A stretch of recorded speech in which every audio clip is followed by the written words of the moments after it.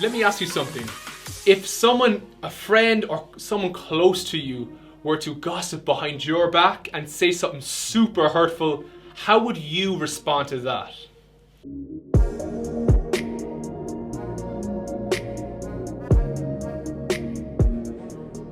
Well, me personally, the way I think I'd respond is I'd respond like in Psalm 7 verse 6. Do you want to read that to them real quick? It says this: Arise, Lord, in your anger.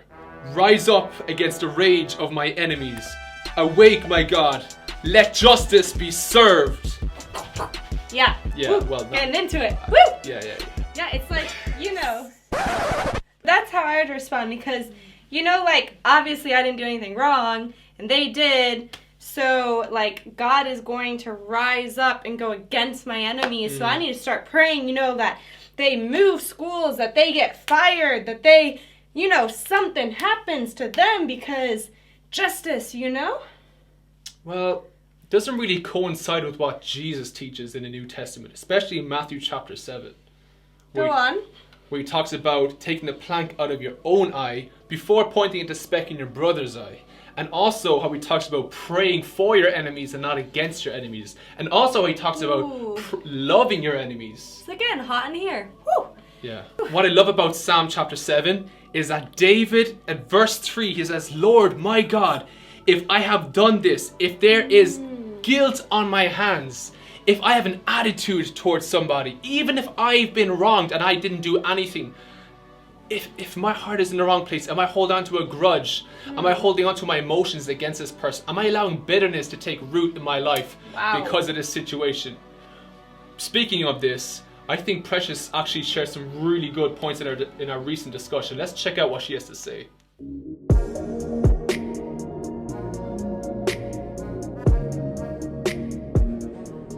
I think today, most of the time, the communication of social media tells us that if someone does something wrong, you need to clap back.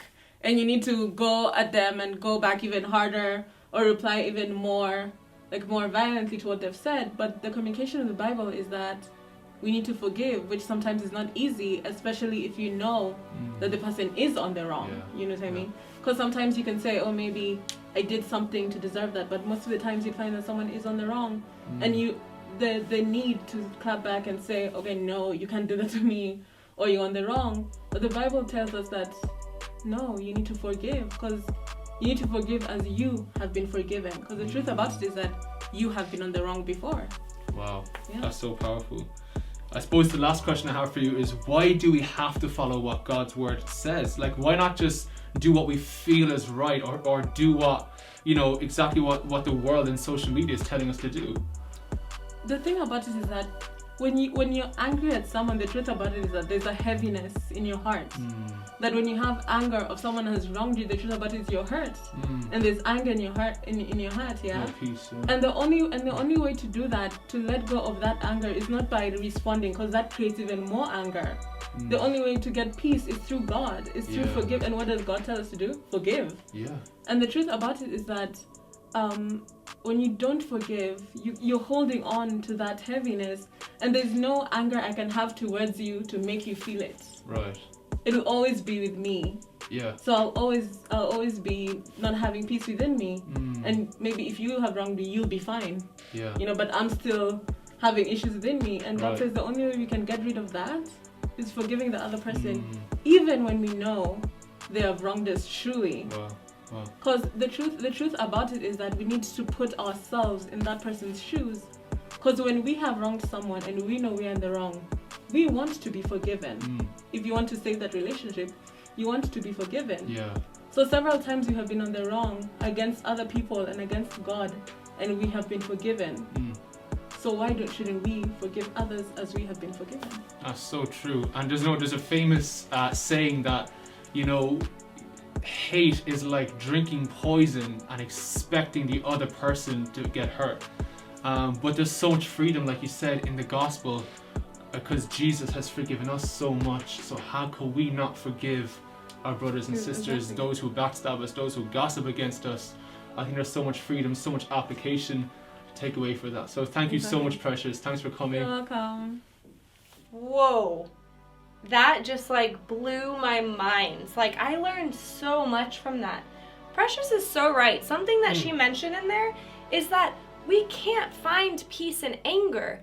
And so when I'm sitting there and I'm like, God, bring your justice, allow that student that I don't like to move schools, allow that teacher that I don't like to get fired, like make my path easy for me. When I'm praying those prayers, like that's not actually loving my enemy. It's not praying for my enemy. It's not. And it's not really being the light and allowing God's light and love to shine through me. That's so true. So I learned so much about that. I loved how she talked about there's a heaviness that we... And I have felt that.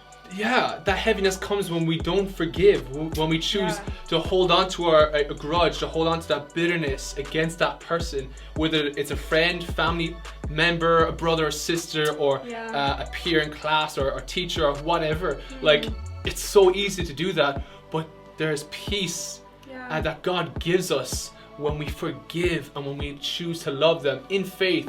And sometimes I need to pray and ask God because my emotions get the better of me. I say, hey God, you've forgiven me of so much. Help me to forgive that person.